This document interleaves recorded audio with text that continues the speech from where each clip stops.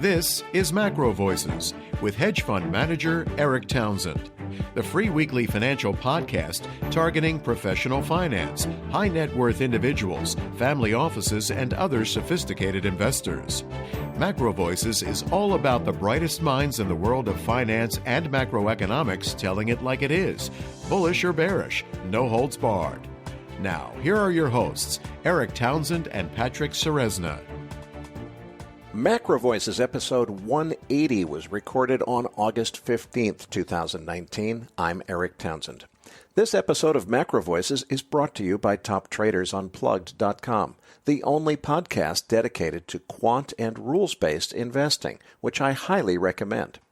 Professor and fund manager Daniel Lacalle is back as this week's feature interview guest, and we'll have a detailed discussion of monetary policy, including what the political popularity of modern monetary theory will mean for markets, and why Professor Lacalle thinks the bond market has it right, but the S&P 500 has been slow to get the proverbial memo. Be sure to stay tuned for our Postgame segment after the feature interview, when Patrick and I will discuss risk in the BBB and junk bond markets. As MacroVoices junkies remember, Louis Vincent Gav told us months ago that the whale in the BBB bond market was General Electric. Now, do you remember the name Harry Markopolos? He was the whistleblower who exposed Bernie Madoff's frauds to the SEC. Well, guess who he just accused of massive accounting fraud on the scale of Enron? That's right, GE. Unfortunately, Louis Vincent Gav couldn't join us on short notice for our postgame segment, but Patrick and I will discuss whether a GE credit downgrade could be the catalyst to bring on a long-awaited dislocation in the BBB and junk credit markets. We also have a fantastic summer special planned for you, which will air during the final 2 weeks of August. And those of you who enjoyed our Dollar Endgame series at the end of 2017 are really going to love it. We'll tell you more about what to expect right after the market wrap. And I'm Patrick Ceresna. Now, Erik, let's jump into this S&P 500 because it continues to deteriorate on the bottom end. Do you think the selling is going to continue here? You know, I'm really starting to think so, and let's just review the recent history. You know, we were flirting around with all-time highs. There was the Fed panic, which retraced very quickly. Then came President Trump's tweet essentially restarting a trade war with China. That resulted in a much bigger dump, and it started to retrace. But then, as I've been saying, the big risk, the reason I was hesitant to short this market is because I thought, you know, any day now, President Trump could come out and say, hey, he's kissed and made up with China, and it's really all going to be better, and they're going to make a deal after all. Well, that sort of kind of happened this week. We didn't get a complete reversal, but President Trump said that he wanted to negotiate with China and that he was delaying the imposition of tariffs. So it was a pretty strong signal that in the past, it wouldn't have surprised me at all if that had taken us to new all-time highs. But it didn't. In fact, the instantaneous spike up in equity prices, which was to be expected and unavoidable, only lasted for 24 hours before we were trading at a new lower number, below the number where the news first came out.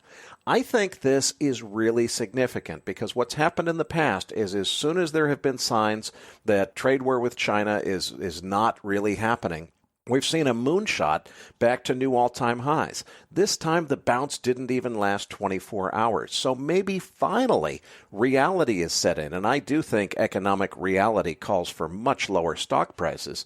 The bond market gets it clearly, but the stock market's been slow to take the memo, as you're going to hear from Professor Daniel Lacalle in today's feature interview.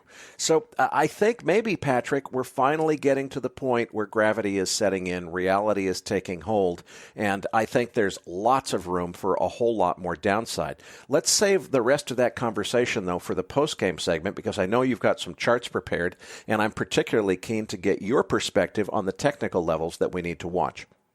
For sure. We'll do that in the post game. So let's move on to the U.S. dollar index, because obviously we had the other week a sell-off that was after breaking to a higher high, but now the dollar is back up toward 98.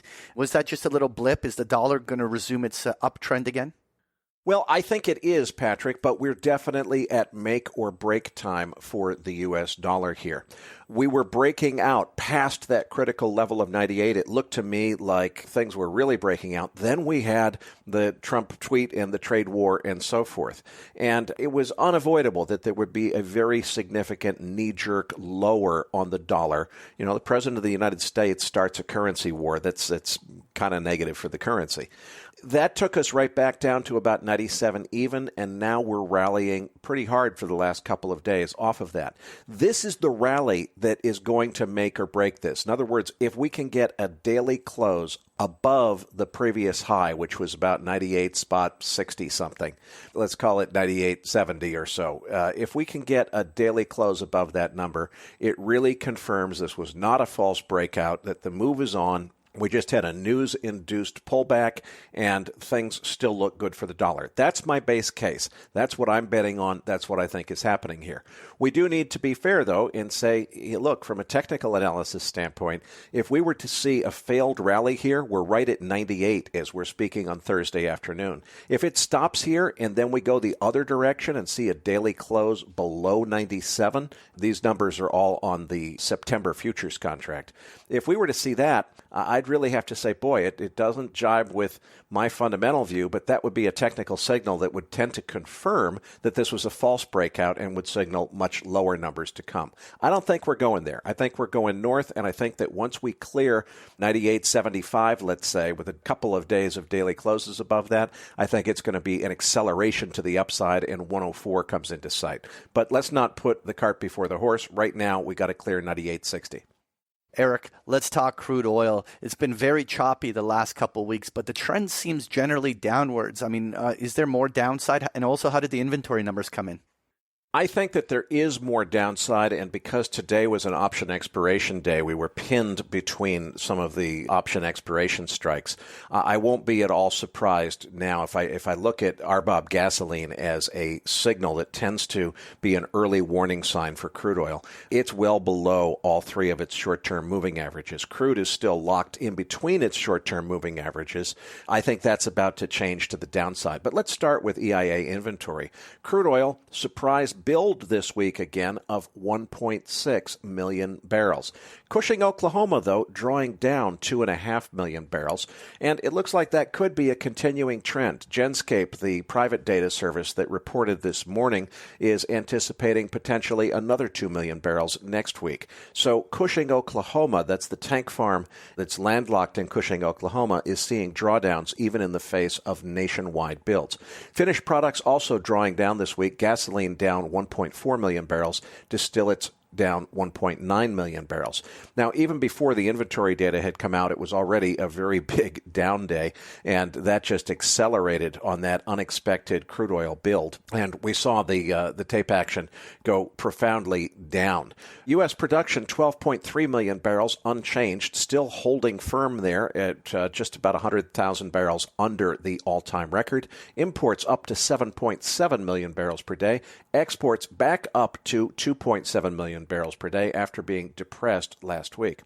Options expiration day is today. As I say, I think that has been what has kept WTI crude oil pinned in a fairly narrow range. But as I look at RBOB gasoline, it gave up its 8-day moving average after yesterday giving up its 5-day moving average and 3 days ago failing to break out through its 13-day moving average. So if RBOB is an early warning sign for where crude is headed, which I think it oftentimes is, that means that maybe lower numbers are in the cards. But we'll see what happens. All right, well, let's move on to gold, because after 3 up days in the dollar index, my first impulse would have been that this would have softened gold prices, but they don't seem to want to back off their highs. I mean, does gold still have more to go? What's your take on all of this? Well, I certainly agree with you on that. I was expecting as the dollar started to break up again that it would be at least a headwind for gold. And we did see that, when the news came out that the tariff extension had occurred, there was an instantaneous drop in gold back down to 1,500. Can you believe that? We're saying back down to 1,500. Just a few weeks ago, we were saying up to 1,350. So, it seemed like that signal that I expected to be bearish for gold was going to take effect. That only lasted a day or so. And I think we haven't quite taken out the previous high, but we're working our way back up to it. So I think that we have gone a little bit too far too fast. Clearly, I was wrong with respect to thinking that the dollar was going to be a headwind for gold that might take us to much lower numbers, say below 1,200. That didn't happen, and you can't be right all of the time. But believe it or not, Patrick, what I bought today was puts on long-dated gold futures. And I know that's going to sound to our listeners like, oh boy, there he goes again, thinking the price of gold's going to crash. No, I don't think it's going to crash. I think that I missed the call. I admit that. It's time to figure out how to be long gold here. But I think it's moved too far too fast, almost $200 up in 2 months. And I really think that there's likely to be a pullback at some point. The reason that I'm buying long-dated puts on gold is a strategy that I've used before that I really like. It's called legging into a synthetic call. And the idea is if we do get a move back down to, let's say, 1380, I really want to buy gold and buy a lot of it there because I think that if we get that retest of the breakout zone, it's time to buy. Well, the thing is, what if my original view from way back actually turned out to be right after all, and there is a big move down in gold? I want to be able to buy at 1380 with a little bit of leverage. Well, in order to do that, you need some kind of hedge. Buying that hedge right here, right now, while gold prices are still high, is cheap. So I'm buying the put that's going to allow me to use more leverage to buy more gold at 1380 and not worry about the downside because I'll be fully hedged when I make that call. Now, needless to say, gold could go straight up from here, in which case the options that I bought will expire worthless, and so it goes. It was a small premium, less than $9 for 1350 puts on the June of 2020 contract, and that sets me up to leg into a synthetic call on gold with leverage if we get back down to 1380. Don't know when that's going to happen, but I won't be surprised if it happens before this is over. All right, well, let's move on to the 10-year Treasury yield because we dropped below 1.50 today. Like, this thing is just nosediving. When does this stop, Erik? Well, we used to talk on this program about, do you think that we'll ever get back to that all-time low of 1.36 on the 10-year? Now the question is, are we going to get there by the time that our listeners hear this program in the next 4 hours? It's crazy how it's going. Needless to say, I do think that the argument is in place. I think the bond market is telling us that a recession is coming. Why the stock market is staying as high as it is a mystery still. Maybe that won't last much longer. I'm certainly going to talk to Professor Lacalle about that in today's interview. But yeah, I wish that when I was waiting for a pullback to get to 220, I had just bought 210. At this point, I feel like it has gone too much too fast. I'm not going to jump into the long side of this trade here, but the macro signal here is that we're headed for trouble in the economy. But Patrick, the point I really want to make about fixed income, we're going to have to save for the postgame segment, and that's actually the scenario that you called to my attention this morning with what's going on with GE as potentially being a whale not in the junk market, but in the triple B market. That could have knock-on effects and consequences. Let's save that conversation for postgame. And before we move on to the feature interview, we need to announce our summer special on the future of monetary policy. But also, you got a couple videos you're about to release this weekend. So why don't you let all our listeners know what to expect? Well, let's start with the summer special. Our production staff has been doing an absolutely fantastic job with all of our expanded content. They deserve a well-earned holiday just like everyone else. So we're going to take a little break for the second half of August here. There won't be any Energy Week shows for the next 2 weeks. And for MacroVoices, we've got something really exciting planned for you. Those of you who really enjoyed our end of the year special in 2017, which was called the US Dollar Endgame, have been emailing us asking for similar content next time we do a holiday special. Well, you've got it. We've got Danielle DiMartino Booth and Peter Bookvar joining us for the next 2 weeks. The format of the next couple of weeks shows we're not going to have a market wrap unless there's extraordinary market conditions that dictate we have to have one. And the way things are going, that's entirely possible. But what we are going to do is dedicate the entire show to a long-form interview, which will run over the course of 2 weeks. I will be joining Danielle and Peter as panelists, and you, Patrick Ceresna, will be the MC and moderator for the overall event. It's already been taped. It was a fantastic session that we had, and I think you're really going to enjoy it. Now, if something really crazy happens in the markets, we'll change our plans and come back and try to give you some kind of market wrap or commentary. But barring outright catastrophe, we don't expect to tape a regular show again until September 5th, when we'll be back with our regular format. As far as videos, Patrick, we're going to continue to produce most of our podcast content as audio only. It just doesn't make sense to produce it as video podcasts. The production cost isn't justified for that. But for longer shelf life content, we're going to start introducing a series of advanced investor education videos. The first one explains how to trade hedge fund strategies like long-short equity in your own account. We're really excited about this, and it's going to be a video series that will be available on MacroVoices.com, free of charge and supported by donations. So we've got videos coming, but before we even get to that advanced series, I've got 2 that will be released hopefully in the next couple of days here, certainly by the end of the weekend.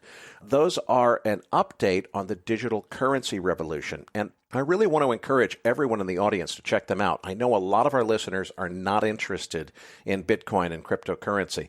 Look, that's not what this is about. It's really more about what comes next after cryptocurrency and why digital currency, not cryptocurrency, but other forms of digital currency are eventually going to completely change the shape of the international monetary system. So I really encourage you to check those videos out. What you'll be getting on your iTunes feed will just be a 2-minute trailer, and then the full-length videos are available at macrovoices.com/video. They're not up yet, but they should be before the weekend is out.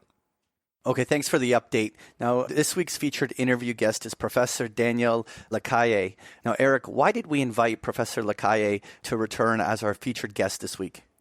Well, listening to some old interviews, he's one of the guys who has been saying for a long time that the stock market is not getting it, that we need lower prices. But he was also very prescient in saying, don't expect a crash to start tomorrow. He expected us to get back to all-time highs exactly as has happened. So the forecast that he gave us last time he was on the show has been remarkably prescient and very accurate. So we'll find out what he's now expecting in the stock market, but clearly we've got a disconnect. Bonds and stocks don't agree. Somebody needs to be proven right. We're going to cover that and a whole bunch of other exciting topics. This episode of Macro Voices was made possible by TopTradersUnplugged.com. You'll often hear me say on the program that even if I have strong conviction about a market or a trade, that you have to listen to what the market is telling you, not what you think it should be doing. And that's exactly what trend-following managers have been doing for decades with great success. These are rules-based strategies that remove human emotions and therefore can be well-researched and tested. And there's one podcast that covers trend-following strategies better than any other, TopTradersUnplugged.com. And right now, Macro Voices listeners can even get a free book called The Many Flavors of Trend Following, explaining exactly how these systematic strategies can work for you. Just go to TopTradersUnplugged.com/macro to claim your free copy. Again, that's TopTradersUnplugged.com/macro. Check them out. You'll be glad you did. Now, Eric's interview with Daniel is coming up as Macro Voices continues right here at MacroVoices.com.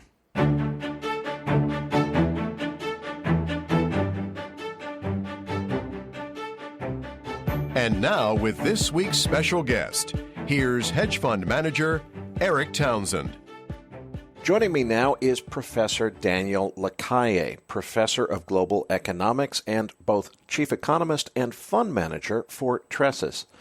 Professor Lacalle, the last time that we had you on the program, I encourage our listeners to go back and listen to that interview. I think you anticipated and correctly predicted a lot of the things that are happening today. But clearly, we need to start with this trade war / currency war, potentially. What do you make of this situation? Is President Trump just showing us a few of those art-of-the-deal negotiating tactics, or is he serious about starting what could become a very serious and ongoing currency war with China? Hi, thank you very much for having me on the show. Well, the first thing I would say is that President Trump is definitely using a negotiation tactic. And it's clearly a negotiation tactic with a very clear objective as well. When President Trump started what the so-called trade war, all the tariffs, etc., the idea was that China, in the last basically 8 to 10 years, has been increasing dramatically its presence in the global economy, yet at the same time, it hasn't opened the economy as much as it should have. So therefore, all of the different claims at the World Trade Organization that the United States made against China, etc., were not working. The objective behind the tariffs was obviously to get China to understand that their position was a position of weakness and that this was a negotiation between the largest supplier, China, with the largest customer, the United States. And as in business, the customer is the one who dictates the terms, not the supplier. In that sense, tariffs were sort of implemented as a weapon to get China to accelerate the opening of its economy.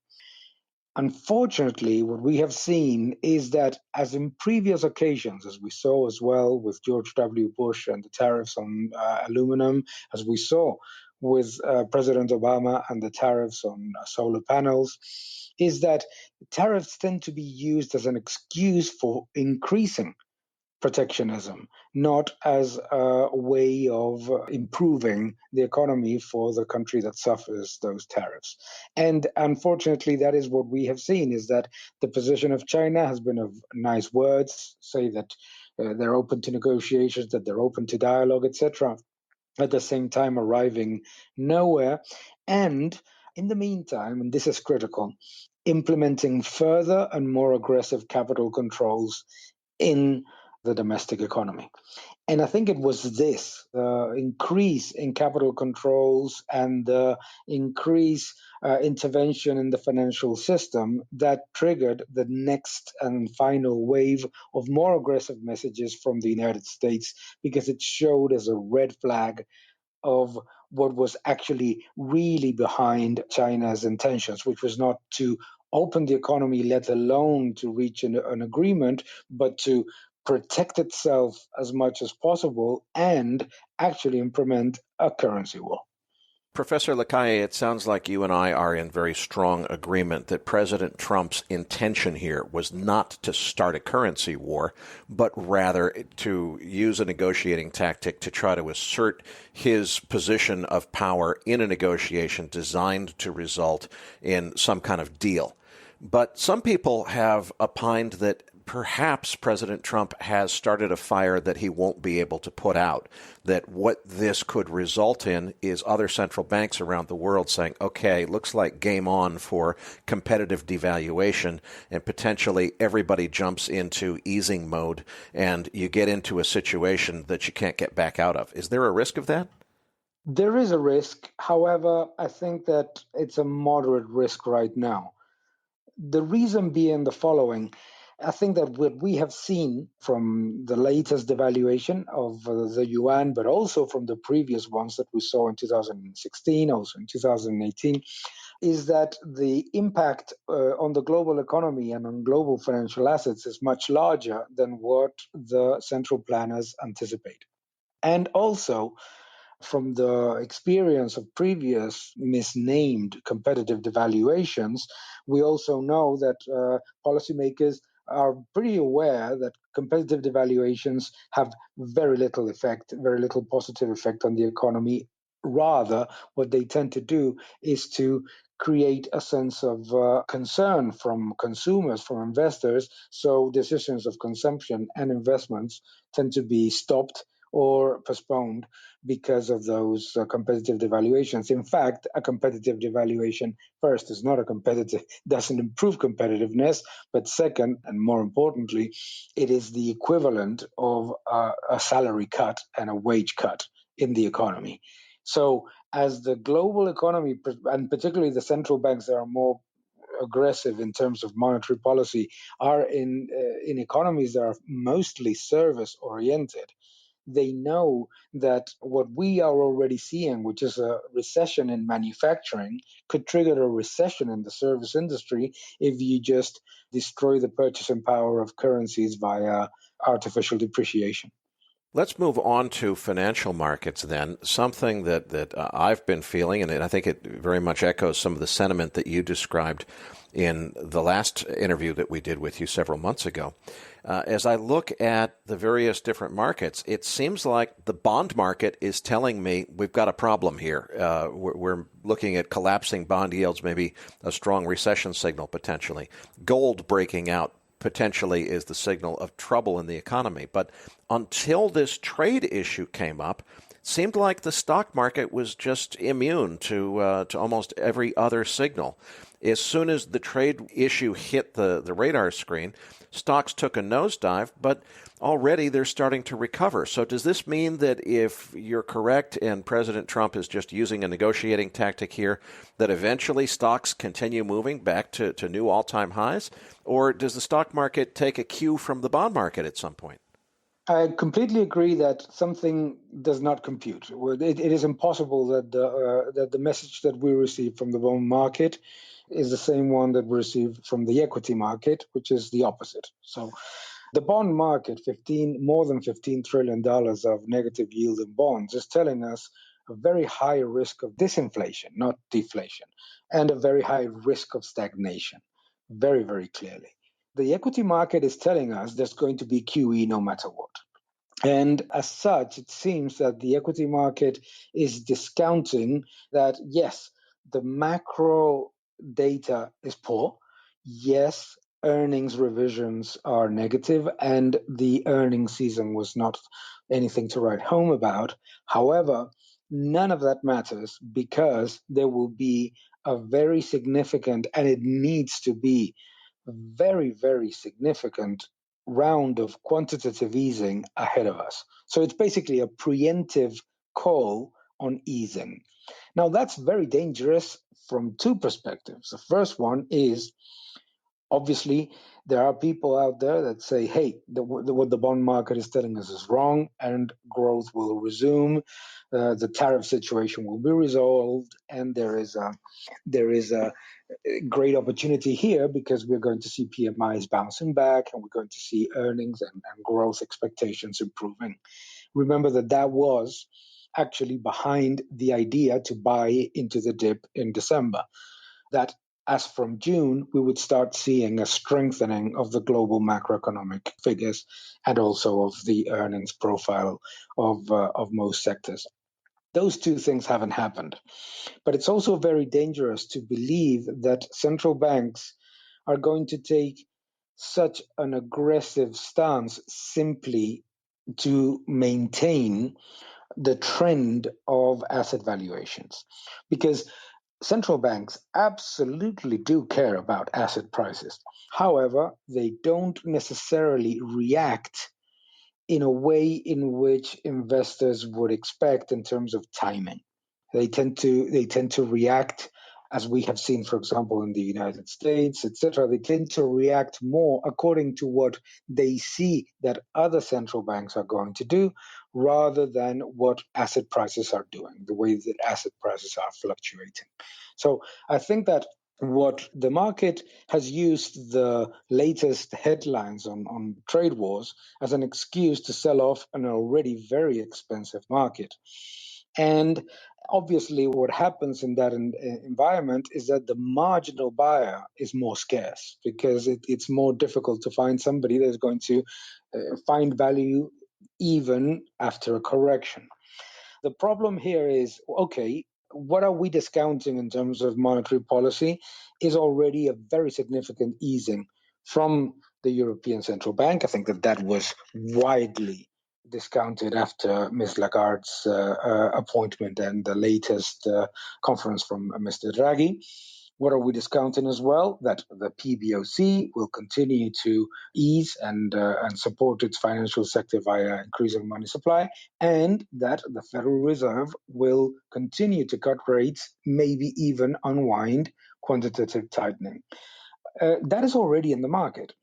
So what we are really betting, if we go into the more cyclical, the higher beta part of the equity market, if we buy into that, what we are actually buying into is something that is very, very difficult, because if a 20 trillion QE stimulus in total that we have seen was not enough, you cannot expect central banks to go out and say, oh, it's going to be 40 trillion now.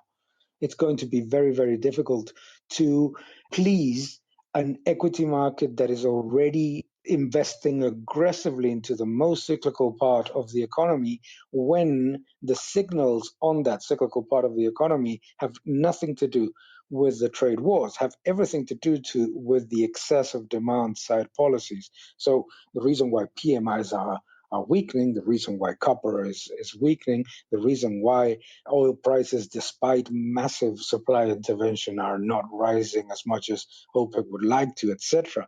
All of that is telling you that there is too much overcapacity in the economy, too much slack.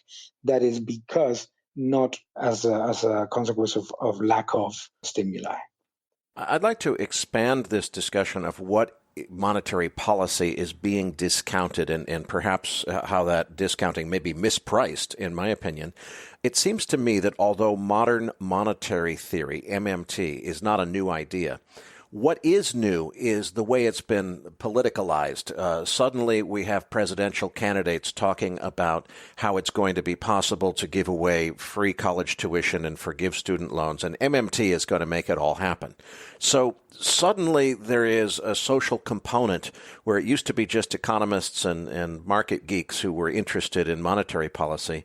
It's being politicized, and it makes me wonder whether we're headed toward an environment where politicians try to assert more control over the Fed. And certainly one of the things that has been suggested, a question that came up is will Jay Powell be the last chairman of the Federal Reserve if President Trump actually gets serious about what so far have been seemingly idle threats about trying to abolish the Fed? Are these things that we should be worrying about, or are these things that are going to affect where monetary policy really goes in coming months and years? I think we should be very worried.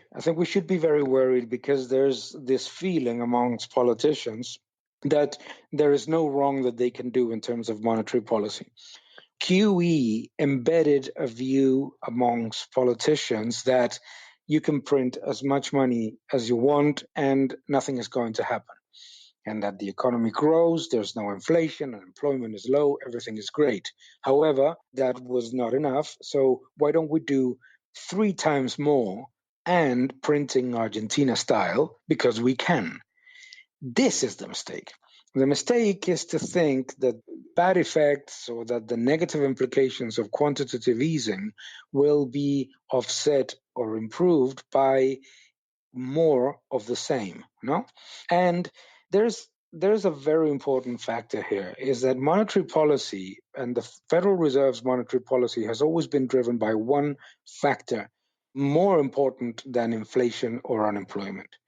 The number one factor is global demand for US dollars.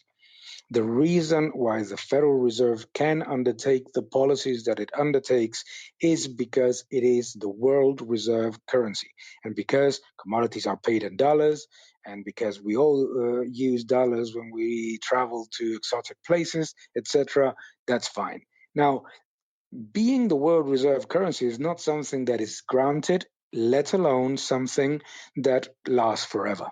Therefore, if the government in the United States doesn't have as a pillar of its policy that the US dollar remains the world reserve currency, it can unleash all of the negatives that modern monetary theory, when applied in countries as we have seen in Venezuela or in Argentina or in any country in which they decided that they can print all the money that they want and nothing will happen, and it does, is very, very dangerous. So I think that there needs to be a process of education that starts from telling people that the mistakes of printing money and lowering rates are not solved by printing more money and destroying the price and the quantity of money. That is very simple. And it's very complicated because it's very easy to believe that 2 plus 2 equals 22 if you're a politician, but it's not true. And the problem of modern monetary theory is that it only works in paper. The people say, you print all the money that you want, and if there's excess inflation, you tax away the excess money. Isn't that beautiful? Nobody thought about it in the past. Because it doesn't work like that. Money creation is not neutral. Money creation disproportionately benefits the first recipient of money, be it the financial system, in the case of quantitative easing, asset prices go up, etc., be it government. And the last recipients of money are always the most negatively affected. Those are salaries and savings. And those are the ones that are going to be obliterated. So that's what people need to understand, is that expansionary monetary policy, the way that it is presented, is not something that has a social component. It is actually the most anti-social policy that one can undertake. What everybody understands, that quantitative easing disproportionately helped the 1% richest part of the population, needs to be translated to what modern monetary theory is, which is to disproportionately benefit the 0.00001% of the population that is actually in government and doesn't suffer from inflationary pressures. Professor Lacalle, you've just given an extremely credible and, in my opinion, explanation of why 2 plus 2 doesn't really equal 22 and why MMT doesn't really have the promise that a lot of people would like to believe. But if I put myself in the shoes of the average millennial who's not expert in financial markets, Professor Lacalle just said a whole bunch of confusing stuff I didn't understand, and Bernie Sanders told me that I can have my college tuition for free and my past student loans forgiven thanks to something that some other PhD said would work. I like that better. So let's assume that the political process leads us down a path that you and I strongly agree is not prudent and doesn't make sense. But I have the sense you probably also agree with me that there's a very good chance that we're going to go down that path anyway, because if you tell people they can get free stuff and it doesn't cost anything, they're going to take the free stuff. And the politicians that are selling that message are going to be empowered to override cooler heads like yours and mine in the monetary policy process. What are the consequences? What does it mean for markets and for the world if all of your very well-spoken cautions are ignored and instead we just go and monetize in order to give away free stuff? Well, what I would say to that millennial is a very simple question. What do you prefer to work for? A strong or a weak currency? Very simple question. And the answer, obviously, is a strong currency. No one will tell you, I want to work for a weak currency, because they know that their salary purchasing power falls, and they know that their savings are destroyed. So that's the first part. The second part is, what do you do as a millennial, as somebody who earns a wage, as somebody who's going to start making a living, if you receive a salary in a currency that you know, that you are completely sure that the government will continue to depreciate as much as it can in order to sustain all those allegedly free services that are paid with newly created money? What do you do with your salary? You go out and you buy anything that will maintain the purchasing power of your salary. You will buy gold, you will buy, cryptocurrencies, you will buy anything that, except keeping that currency that is burning in your hands or in your pocket. You would do what the very intelligent Argentine citizens that are trapped in the monetary monster that Argentina is do, which is to escape as quickly as possible from a government that is going to destroy the purchasing power of your salary with the excuse of an alleged social policy. And what happens then is that everybody does what you would do. Of course they do, because they're not stupid. And if everybody does what you do, the government prints a lot more money than what is demanded. Not only that is demanded, the demand of that currency is actually diminishing while the government prints more in order to continuously finance those allegedly free services. What ends up happening is that the inflationary process and the destruction of the real economy is extremely evident. The first thing is because the one thing that you don't do with your salary is invest. Why don't you invest for the future? The reason why you don't invest for the future is because you know that the returns of your investment, if you succeed, will be absolutely absorbed by the government in its monetary destruction.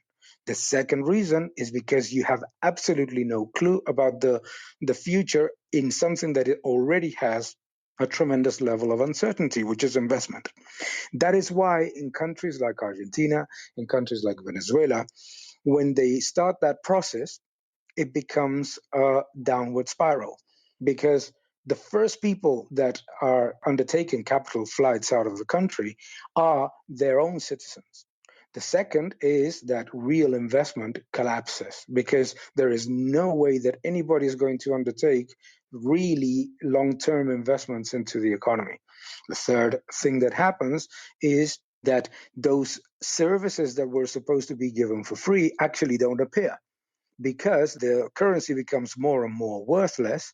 And by becoming more worthless, the government does not even get close to offering those kinds of goods and services. What the millennial should understand is that there is no public sector without a thriving private sector. A millennial needs to understand that, needs to repeat that every day until it sinks in. There is no public sector without a thriving private sector. If the public sector continuously erodes and crowds out the private sector, it ends up destroying not just the private sector, but also the public goods and services that it promises to deliver. Well, we've just done a very thorough job of describing the backstory that might explain some of this disparity between the message we're getting from the bond market and the message we're getting from the stock market. But let's move on now and talk about the bond market and the stock market. What are your outlooks for both? Let's start with stocks. Given all of these conflicting signals, what happens next? I think that what will likely happen next is that we will see a relief bounce from three factors. One, that China's devaluation, as we saw in the three previous ones, that China's devaluation is sort of absorbed by the market, and it doesn't get any more aggressive because China needs to maintain on one side an artificially high currency and on the other side an artificially weak currency. In one side to avoid capital flights and to maintain the purchasing power of salaries and wages, and on the other side to try to export more. So it's a very delicate balance that they try to manage. So the first one is going to be relief post-devaluation.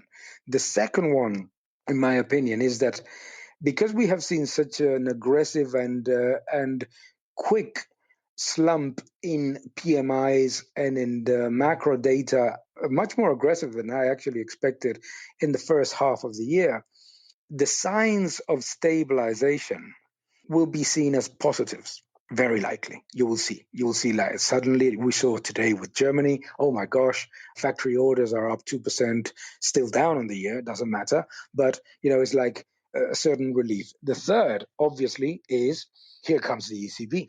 The European Central Bank is going to come up with very aggressive messages like it did in 2009 of stimulus plan, infrastructure, helping through monetary policy, fiscal policy. The European Commission might start to put ideas about a very large stimulus plan like the ones that we have seen in the past. So we are likely to see a little bit of, let's say, tailwind coming from relief. And I'm sure that we will hear some mild messages coming from the United States and from China about the trade war. Now, what we need to do is to take those with a pinch of salt. And what we need to do is to take those with a pinch of salt, because we have seen all of this in the past and we cannot fall into the same trap again. We have already seen the Juncker plan. We have already seen the growth plan for Europe. We have already seen the massive QE from the ECB. We have already seen the ongoing messages about it's coming, the Peter and the Wolf message about the trade dispute. So we need to take that bounce and reduce exposure to cyclicals. We need to reduce exposure to cyclicals. Absolutely. Bond market. When every single central bank in the world is telling you that they will do anything and whatever it takes so that governments finance themselves cheaply, even at negative rates, that happens, and it happens big time. And we think that we cannot see any more of negative rates. Oh my God, we can. Oh my God, we can. And we were talking before about what academics say. No, we are seeing so many papers out there saying how to make negative rates work this time. Paper by the IMF that I recommend everybody to read and not to take very seriously, etc., etc. We are reading so much about the great idea about negative rates that they will be implemented further. Because there's no government in the Eurozone, and there's absolutely no contender to the government or in government in Japan that is questioning negative rates. So we will likely see that getting worse before it worse in terms of negative rates. But as a bondholder, as an investor in bonds, obviously the dichotomy is going to exacerbate that, as we have seen in the last 6 months, I believe.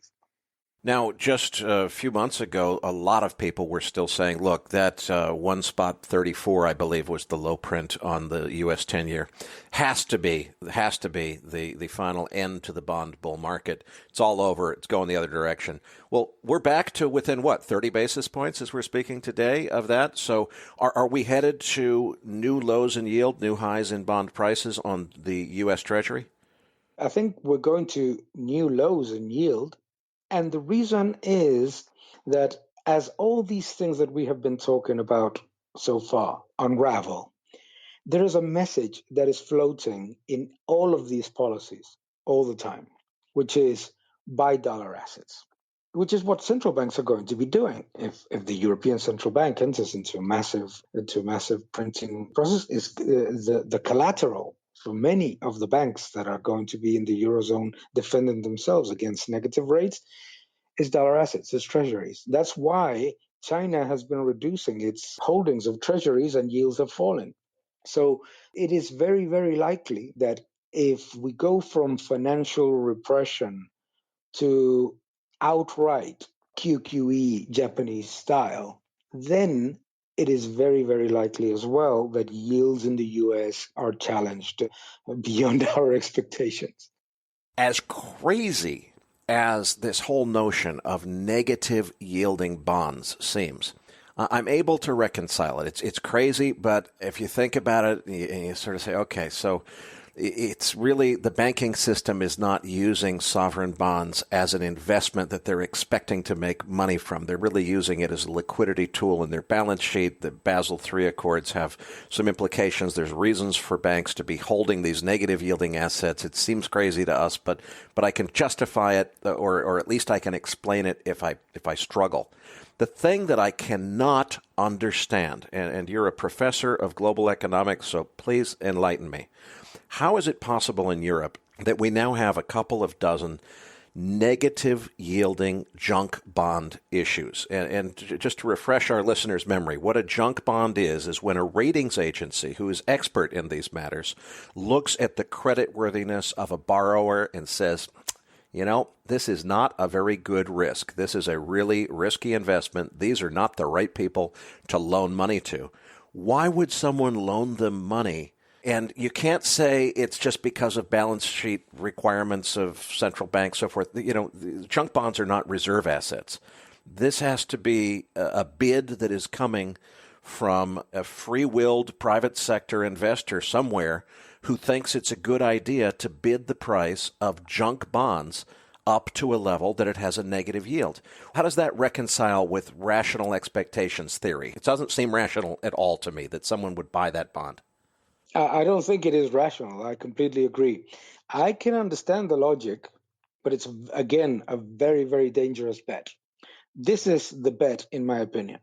Okay, so if I buy the high quality assets, they're too expensive and the yield is already too low and negative. So if I want to search for yield, I need to find something that is at the same time gives me a little bit of yield, but at the same time is extremely risky. Why am I going into buying something that is extremely risky and at the same time has a negative yield? Because my bet, maybe conscious or unconsciously, is when the governments and the central bank in the Eurozone have one single policy that is, we will take zombification of the economy, no problem whatsoever. Nobody's worried about that. We will take zombification of the economy, but we will not let anybody fall. I want to go into the riskiest asset. That is the problem. You see, the flawed logic is that while governments are willing to do anything, while governments and central banks are willing to do whatever it takes so that any process of change of economic cycle doesn't come back with the logic of any economic cycle, which is creative destruction, which some businesses fail, others thrive, etc.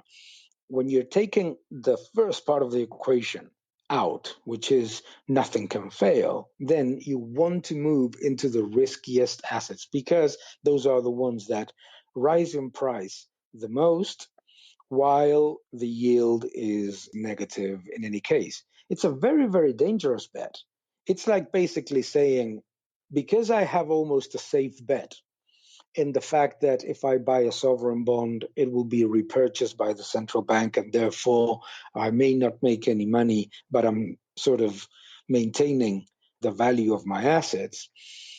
I'm going to go not 3, but 4 steps further as an investor. And I'm going to go for the riskiest asset because if I and the rest of the wave make that asset systemic, then it has to be bailed out. You see, it's a process. This is the collateral damage of quantitative easing, is that quantitative easing and expansionary monetary policies lead consciously or unconsciously investors to take a view that it is best to take more risk because in one way or another that extreme risk will be rewarded with a bailout, with some form of bailout.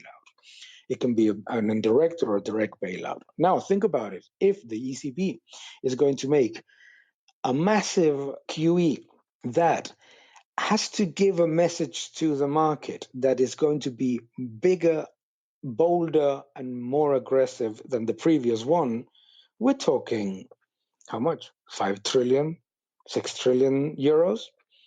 So that investor is thinking, my bonds of this company that cannot pay its interest expense with operating profits and is barely at the edge of bankruptcy, these are gold dust because of the previous. Because if the ECB says 5 trillion, where's it going to get it from? It's not going to get it from blue chip investment grade issuances because it doesn't even start. It doesn't even get it from financing all the deficits of the peripheral economies, and because that's already happening. So where's it going to get it from? You see, it's a massive bet on an indirect bailout of the zombification of the economy. Let's move on as we talk about all of these bailouts and things that surely have to end badly someday. Let's talk about gold, which, despite the strength of the U.S. dollar that I thought was going to be a headwind for gold, we've seen a breakout above a very important technical level at 1350 to 1377, which is held for 5 years now. Not only did we break above that level, but we moved about $200 almost above the 1350 initial breakout zone in a couple of months. What is this telling us? And it's not coupled at the same time. We're not seeing the dollar dump here. We're seeing the dollar very much hold its own. And for a while, the dollar was breaking out until President Trump started, talking about trade wars. The dollar was breaking out at the same time that gold was breaking out. So what's going on? What does this change in correlation between the dollar and gold mean? And is this the beginning of a really, really big move up in gold? Well, on one side, gold, the fundamentals of gold have improved quite a lot. Central bank buying of gold is at all-time highs. So on one side, the supply-demand scenario is pretty good, and that sort of maintains a minimum price. The second one is that if people start talking of currency wars, they start to think immediately, what is the reserve of value here that I can look for? Now, the reason why gold and the dollar were rising at the same time as Bitcoin, and while copper was coming not down, but sort of, doing nothing, was because what ended up happening, which was a devaluation of the yuan, was already quite predicted by the many Chinese citizens. And if you think about what has been going on in terms of gold buying and in terms of dollar assets buying, a lot of it has come from Chinese banks and Chinese citizens. So I think that's why there was this correlation. It was basically a negative yuan, positive any reserve value option. Now, what can we expect for the future? If we enter, let's start from my premise. I don't think it is easy, even politically beneficial, to enter a currency war. So if we don't enter a currency war, then it is quite possible that gold, which is an inflation hedge as well, gold gets a correction, but then continues its slow way up that is more driven by monetary insanity than anything else. But remember that gold tends to get sold off when markets perceive, there's not going to be an inflation burst, B, there's not going to be a currency war. So that could happen. There could be a correction because of that effect that I was talking about before, the relief that things are not getting worse than what the market is already discounting. But I think that if we enter a currency war, and again, we cannot do anything else but guess, but if we enter a currency war and central banks not only start increasing money supply, but actively targeting the currency, then obviously gold is going to rise significantly. So what we need to pay attention is not to the messages. The messages are going to be the same as always. Central banks will absolutely deny any intention to manipulate the currency. Absolutely, they will. What we need to do is to pay attention to the actions. And if the actions can be directly related to an active decision to influence the currency, not an indirect one. QE is an indirect sort of hope for that the currency will weaken as a secondary effect. That is not what I'm talking about. What I'm talking about is actively selling reserves, etc. No? So that's what we need to pay attention to, because that is what will probably kick the price of gold above its resistance level. Let's move on to emerging markets. You told us in the last interview that they still had a long way to go before finding a bottom. What's your current outlook? I believe that what we're going to see in the next 12 to 18 months is the effect of all the dollar-denominated maturities that are coming to be repaid. No? So there's pressure to buy dollars, and there is pressure as well to refinance in an environment in which you have more risk attached to growth expectations than what we had last year, in which there was a sort of expectation that things would bounce into the second half. So I would be very cautious about emerging markets, particularly because in many cases, as we're seeing with India, as we're seeing with Argentina, as we're seeing with Turkey, in many cases, they don't have tools to defend the currency. And the currency itself is the only sort of valve that allows them to try to at least disguise the effects of the imbalances that they have built in foreign currency in the last 8 years. Well, I can't thank you enough for a fantastic interview, Professor Lacalle. Before I let you go, please tell our listeners, I believe you write a blog, and for our accredited investors, you also manage a fund for Tressis. Please tell us how they can contact you to get more information. Thank you so much. Yes, if you want to follow me, the blog is dlacalle.com. That is dlacalle.com. You have it in Spanish and in English, so impossible to avoid getting my opinions. Also on Twitter and on LinkedIn, etc. Not difficult to find me. I'm also the author of 3 books: Life in the Financial Markets, The Energy World is Flat, and Escape from the Central Bank Trap. And I'm proud to say that I will be publishing a new one in March 2020. It's called Freedom or Equality. The fund is called Adritha Global, and you can find more information on the website of Tressis, TRESSIS. Well, thank you so much for another fantastic interview. We look forward to getting you back on the show sometime around when that next book comes out. Patrick Ceresna and I will be back as MacroVoices continues right here at MacroVoices.com.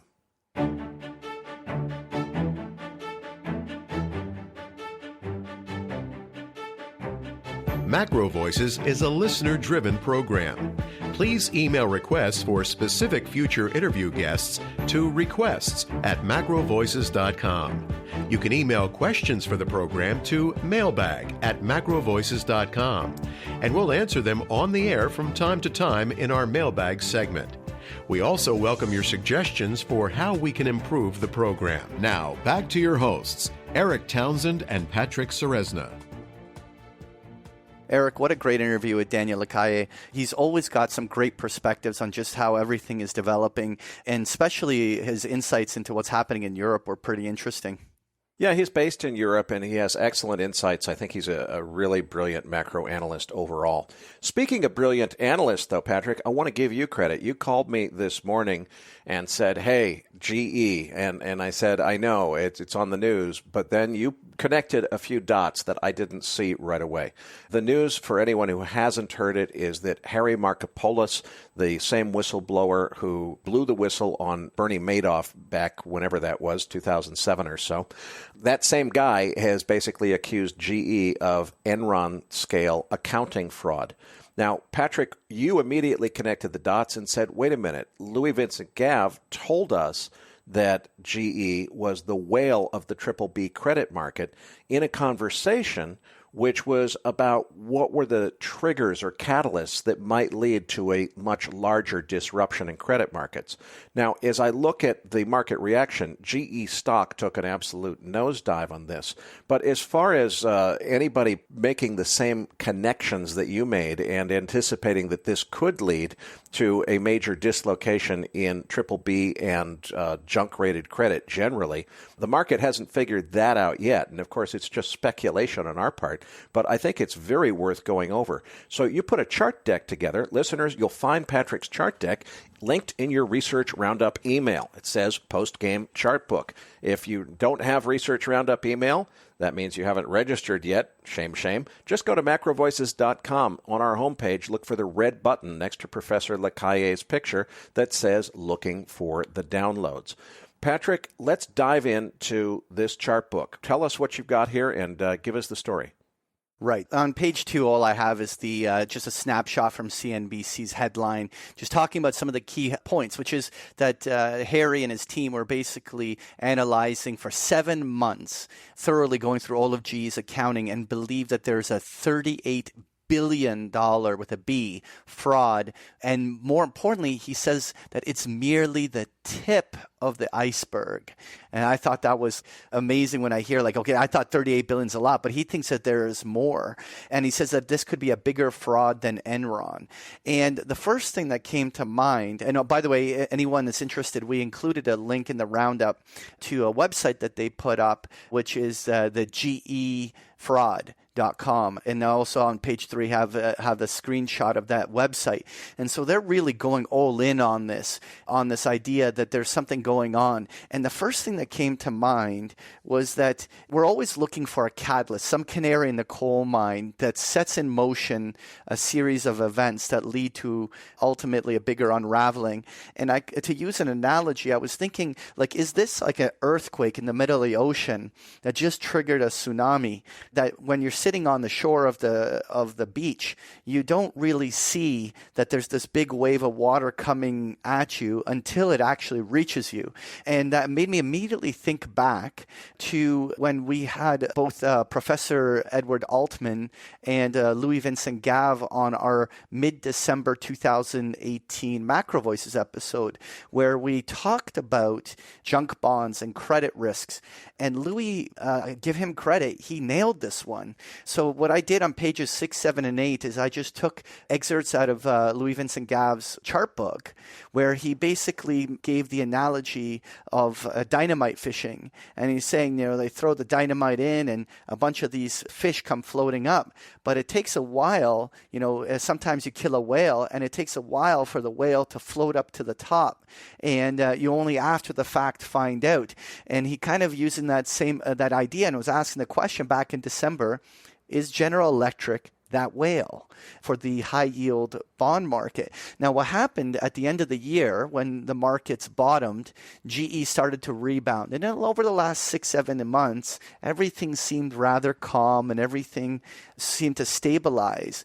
But clearly, this bombshell of the fact that there could be a massive accounting fraud. I mean, everyone's looking at what it's doing to the share price, which was obviously a 10+% haircut in very short order. But the question is, will this now open up the idea that the rating agencies are going to now use this information to really assess whether or not General Electric debt and all of its money markets and everything need to get downgraded to high yield or junk status, and the implications that would have. I have that chart on page 8 where Louis Vincent Gave was showing the size of that triple B market versus the size of the junk bond or high yield market, and GE's debt is like $100+ billion of this debt. And if this downgrade happened, what impact would that have? Patrick, I think we need to put something in perspective before we go on. I agree with you that I like your analogies, and I think we need to think about whether there's a tidal wave that's below the surface that hasn't hit the shore yet. But before we go there, we need to put some things in perspective. When Harry Markopolos exposed Bernie Madoff as being a fraud back in the early 2000s, at that time, he was acting as a concerned citizen, a smart guy who's very good at forensic accounting, and didn't really have any financial motive associated with what he was doing. He didn't make any money from exposing Bernie Madoff. He is now working with an unnamed short-selling hedge fund on this project. So there is a financial incentive for Harry Markopolos and the people that he's working with to want to see GE fail here. And we just need to keep that in perspective. It does not change my view that I think he's onto something that could be very real and could have very serious consequences. But we do need to keep this in perspective and realize that the people that are in this game are big boys that are playing for big bucks, and they have motives that we need to consider. Having said that, I think you've got exactly the right analogy, Patrick. And just to refresh our listeners' memory, the reason that GE is so relevant is that triple B rated bonds in general are the last grade of investment quality bonds. If they get downgraded just one rung from there, they're no longer investment grade. And that doesn't mean that some people will feel inclined to sell them. It means that institutional holders will be required to sell them by mandate. And if that happens, we could see a really major dislocation in credit markets. And I think it could spread contagion into the junk bond market as well. So the question is, has the triple B rated tranche of investment grade credit, that's the lowest rated investment grade credit, is it actually junk in disguise that we just didn't know was junk? And are we just starting to find out that, hey, junk really does mean junk? Now, until now, what's been going on is bond yields have been plunging, is that the value of junk bonds has been just going to the moon. They're moving in sympathy with treasuries, as if that additional credit risk that's represented by their lower credit rating didn't matter. What if it's about to start mattering and start mattering a whole lot? That's the real question. So far, in today's market action, that's not being discounted. If it is being discounted next week, we're definitely taking credit and saying MacroVoices is where it all started. But the question is, what happens next? And we have to remember, too, it could be that the people that Marco Polos is working with are frauds, and they've been playing him in order to use his name in order to do some sleazy short sale deal, and then maybe GE did nothing wrong. Frankly, if I had to flip a coin, I would guess that there's something very real here, and I think that you're right, that it could be the catalyst to start a major dislocation in credit markets, if it's real. Right, and so this is where I wanted to move on and actually talk about where investment grade bonds and high yield bonds are trading by just looking at the ETFs that represent them, right? So on page 10, we have the chart for the investment grade bond ETF, the LQD. And when we're looking at this chart, I find it fascinating, this beautiful uptrend that investment grade corporate bonds have been in.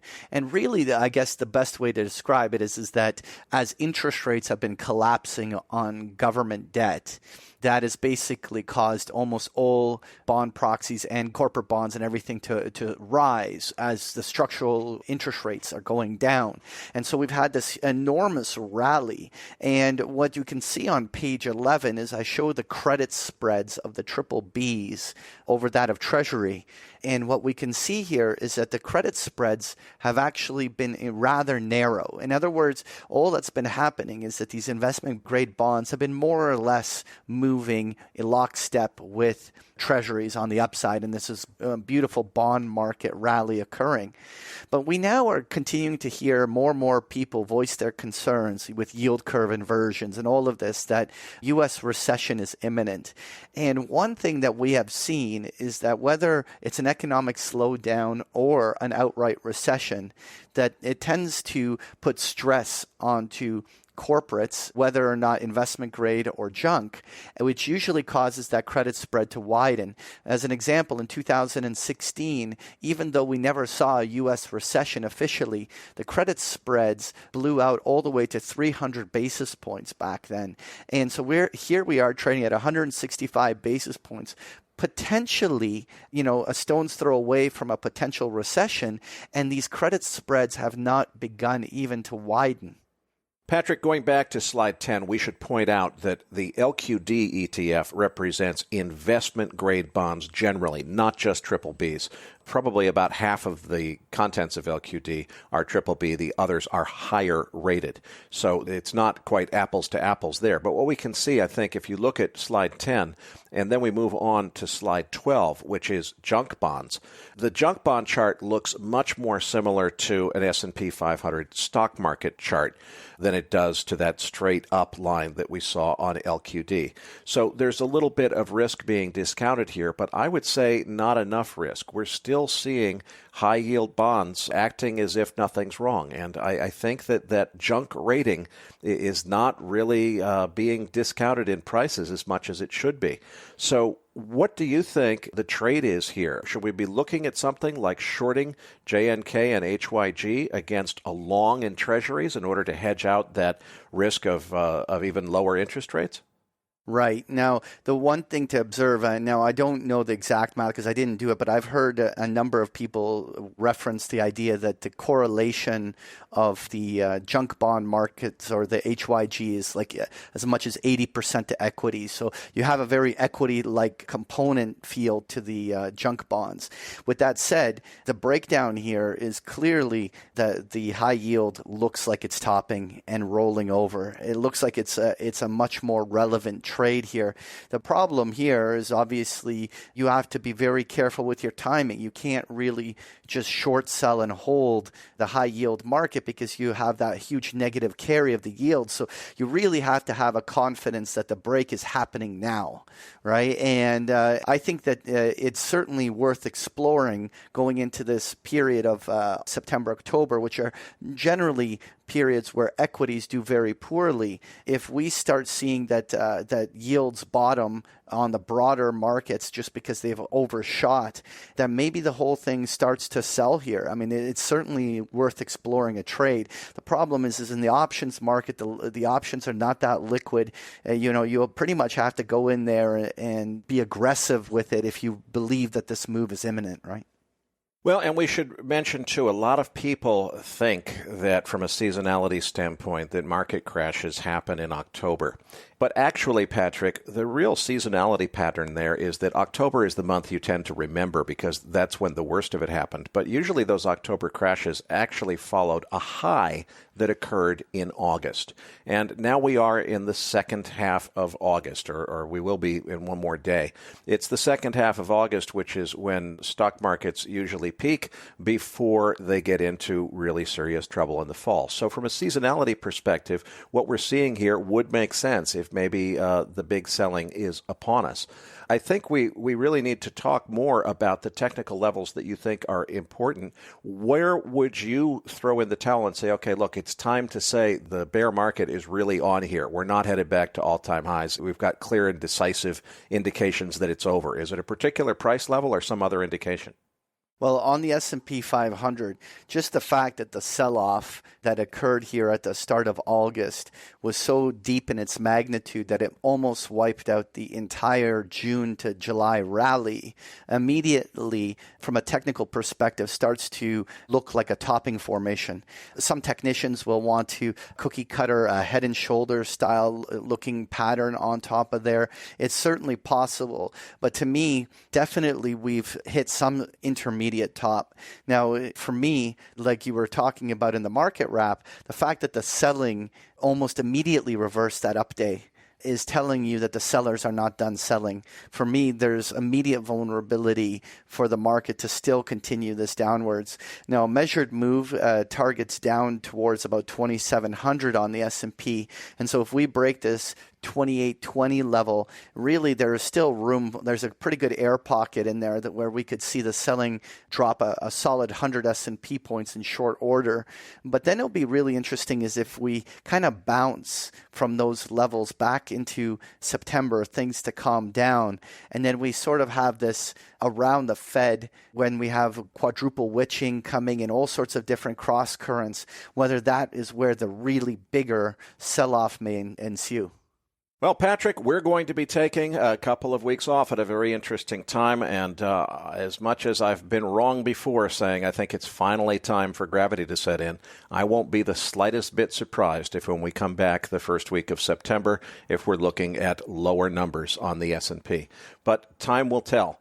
And for those of you who want even more of Patrick's fantastic chart book content, be sure to sign up to attend the Toronto Money Show on September 21st. The All-Stars of Options event is being hosted there. Patrick is headlining along with a couple of other speakers. You can find all of the details on page 15 of the chart book, or you can find that information at bigpicturetrading.com. Attendance is free for the All-Stars of Options in Toronto, and if you like free stuff, you should also sign up for a free trial of bigpicturetrading.com. All of that information is available on the website. Today's episode of MacroVoices was made possible by Top Traders Unplugged. Don't forget to go to toptradersunplugged.com/macro to claim your free copy of The Many Flavors of Trend Following and subscribe to their podcast as well. You'll be glad you did. For information on sponsoring MacroVoices, please go to macrovoices.com/sponsorinfo. And be sure to register your free account at macrovoices.com. The benefit to you is you'll receive our free Research Roundup email each week, which provides links to all of the best content that we could find on the internet. Patrick, tell them what to expect in this week's Research Roundup. Well, this week you're going to find the transcript for today's interview with Daniel, as well as a link to the charts that we discussed about General Electric in the postgame. You'll also find that link to the GE fraud website. There's also a really interesting article discussing Jeffrey Gundlach warning that the Fed cutting rates will not stop a U.S. recession. So you'll find this and so much more in this week's Research Roundup. That does it for this week's episode. We appreciate all the feedback and support we get from our listeners, and we're always looking for suggestions on how we can make the program even better. Now, those of our listeners that write or blog about the markets and would like to share that content with our listeners, send us an email at researchroundup@macrovoices.com or tag it with the MVRR hashtag on Twitter, and we'll include it in our weekly distributions. If you have not already, follow our main Twitter account at MacroVoices for all the most recent updates and releases. You can also follow Erik on Twitter at Erik S. Townsend and myself at Patrick Ceresna. On behalf of Erik Townsend and myself, thank you for listening, and we'll see you all next week.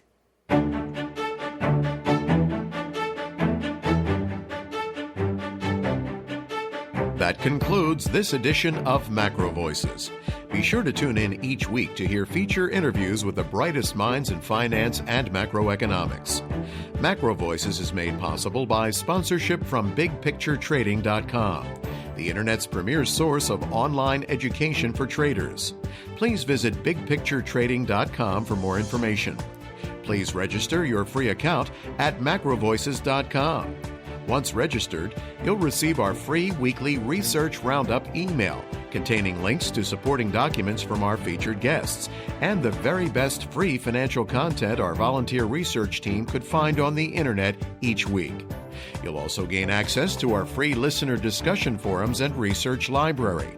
And the more registered users we have, the more we'll be able to recruit high-profile feature interview guests for future programs. So please register your free account today at macrovoices.com if you haven't already.